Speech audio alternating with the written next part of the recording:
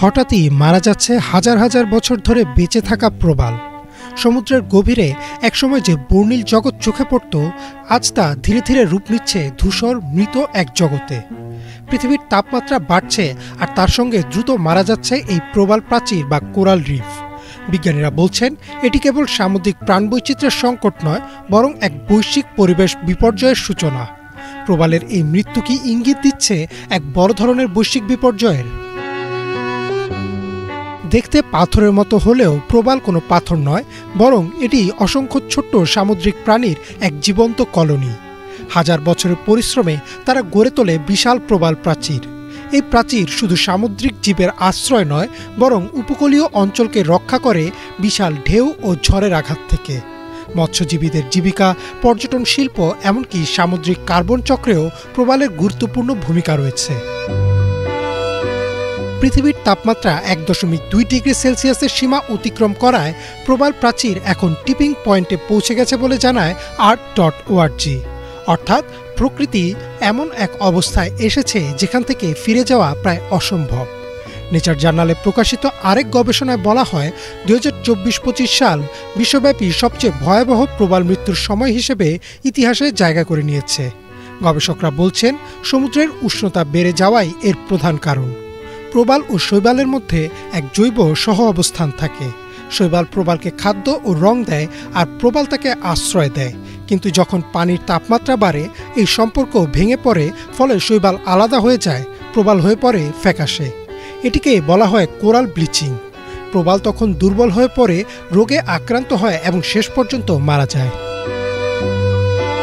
The গার্ডিয়ানের এক প্রতিবেদন অনুযায়ী এই ব্লিচিং ইতিমধ্যেই বিশ্বজুড়ে 80% নিম্ন অক্ষাংশে প্রবালকে আঘাত করেছে।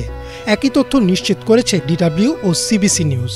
ফ্লোরিডার প্রবাল অঞ্চলকে সম্প্রতি বিলুপ্ত ঘোষণা করা হয়েছে, যা প্রবাল সংরক্ষণের ইতিহাসে এক ভয়াবহ দৃষ্টান্ত।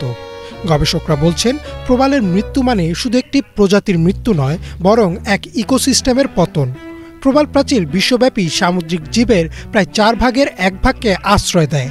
প্রবাল না থাকলে অসংখ্য মাছ, কচ্ছপ, সামুদ্রিক উদ্ভিদ ও শামুকের প্রজাতি বিলুপ্ত হবে। এতে উপকূলীয় খাদ্যচক্র ভেঙে পড়বে।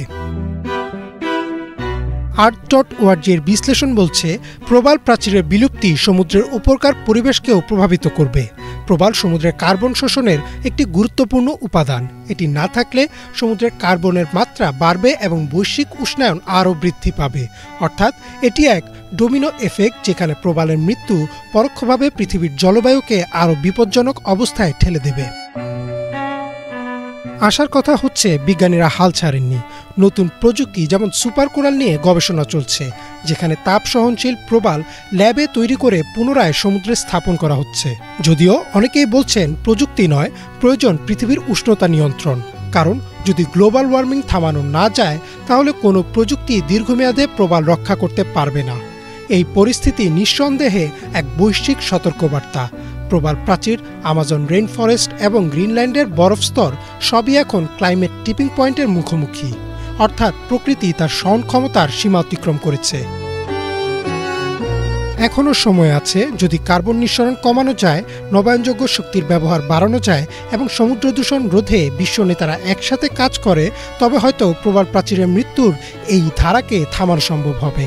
তা না হলে অদূর ভবিষ্যতে বসবাসের অযোগ্য পৃথিবী ও মানুষের বিলুপ্তির একটি কারণ হতে পারে প্রবাল প্রাচীরের মৃত্যু। ইমরান মাহমুদ, বাংলাভিশন।